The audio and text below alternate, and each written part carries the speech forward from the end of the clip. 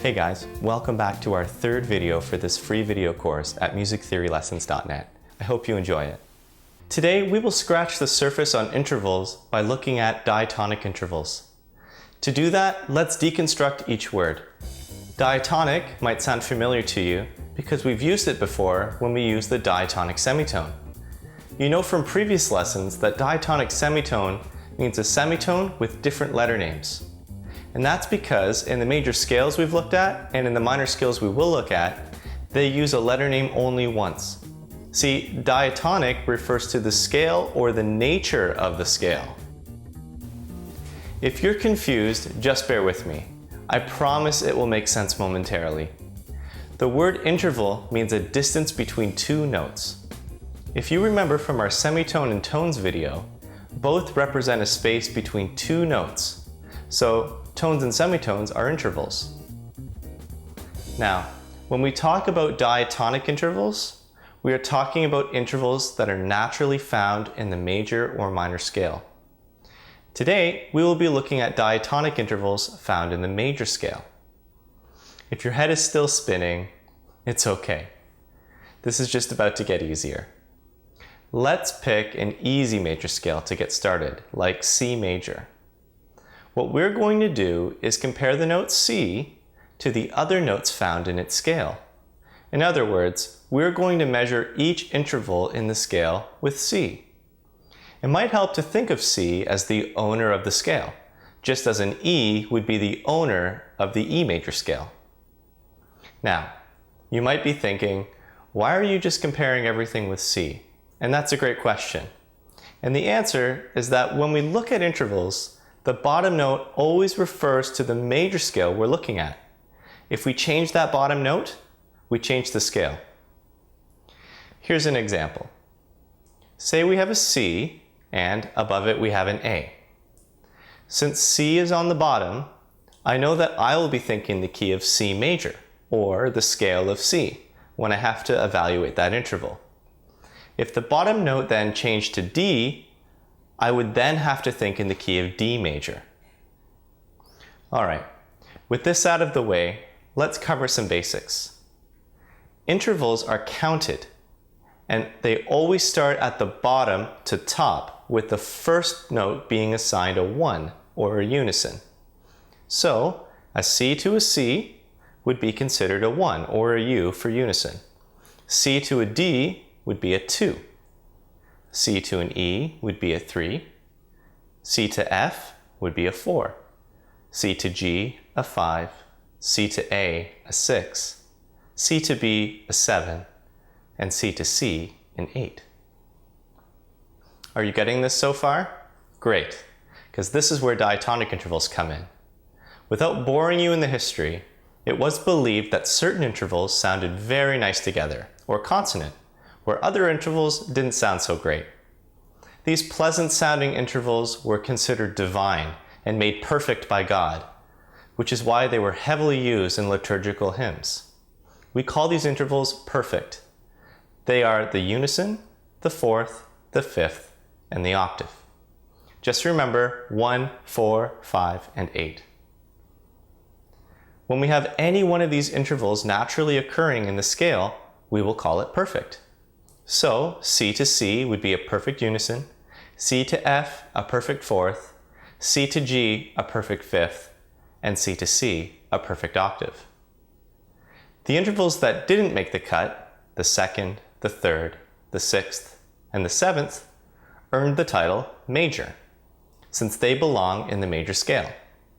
So C to D would be a major second, C to E a major third, C to A a major sixth, and C to B a major seventh. Okay, let's try putting this into practice with some other major scales. Here is a G to a B. Since G is on the bottom, that is the key we'll be working in. When we remember the G major scale, or the key of G, we can see that B is the third, the major third. Let's do another one. Here's an E flat on the bottom and a C above it. Since E flat is on the bottom, that is the key we'll be working in. When we remember our E flat major scale, we can see that C is the sixth, the major sixth. All right, we're going to do one more. This example shows a B to an F sharp. Since B is on the bottom, that will be our major key. When we remember the B major scale, we can see that F sharp is the fifth, the perfect fifth. Like all newly learned concepts, these need to be practiced. In the material section, you can practice with the provided exercise. Just make sure that only diatonic intervals, major and perfect, are selected. You can play around with the key signature function, but just remember, despite the key signature you see, you will be dealing with the key or scale of the bottom note. Okay, that should serve as your primer for intervals. We'll see you in the next video. Hey, I hope you enjoyed that video. Learning music theory really doesn't have to be as dry as it sounds. I have to say, I started this website because I wanted to help people just like you decode this, at times, frustrating musical language. I've taught music theory to all levels of musicians, super beginners, amateurs, and professionals, and I've learned over many years how concepts need to be explained and where students could potentially run into problems. My goal is to help my students bypass these trouble spots and get right to where they want to be with music theory. I've spent over 10 years researching the concepts, applying their lessons, and helping others achieve their musical goals, and I know I can do the same for you. Now you might be thinking, but you don't even know me. Well, don't worry, my students always tell me that, but I know something they don't. I know when a student has what it takes to be successful. Look at you, for instance. You've diligently followed through on these videos. No one forced you to learn the material, but you've stuck with it. And this is how I know that you can be successful just like so many of my other students. And that's why I want to invite you to join my learning community here at musictheorylessons.net and enroll in a course that best fits your needs. My courses are organized as follows: Music Theory Fundamentals, Music Theory Essentials, Music Theory Advanced, and Music Theory Complete. My Fundamentals course will take the absolute beginner and shape them into musicians who are well-rounded with the basics. Music Theory Essentials builds on the Fundamentals course, educating the musician to a pre-university level. And my Advanced course will really start unlocking the fun behind music theory and showing how it can be implemented in everyday life. This course will take you to an expert level. Just a quick caution, when you understand these elements of music theory, you'll feel rather enlightened and you'll want to explain everything to your friends and family. It's kind of like experiencing a new sense for the first time. However, if you are looking for one course to cover absolutely everything, I recommend that you take my Music Theory Complete course.